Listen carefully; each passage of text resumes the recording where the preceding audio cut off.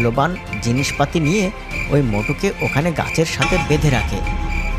এরপর রাত গভীর হয়, তখন ওই জঙ্গলের কিছু হিংস্র প্রাণী চলে আসে সেখানে, আর মোটুকে ওখানে ছিঁড়ে ছুটে খেয়ে মেরে রেখে চলে যায়। আর মোটুর ওভাবে মৃত্যুর কারণে আত্মা মরে গিয়ে শান্তি পায় না, তাই সে আবার একটা ভূত হয়ে ফিরে আসে আর ওই গাছটাতেই সে বসবাস শুরু করে।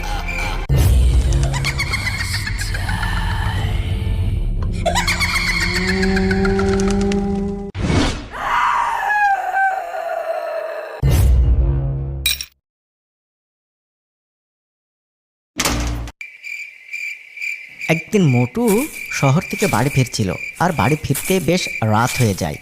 আর রাতের বেলায় সে ফিরতে ফিরতে কোনো গাড়ি ঘোড়া না পেয়ে একা একা হাঁটতে থাকে। আর হাঁটতে হাঁটতে যখন একটা সে জঙ্গলের ধারে আসে, তখন সে বলতে থাকে,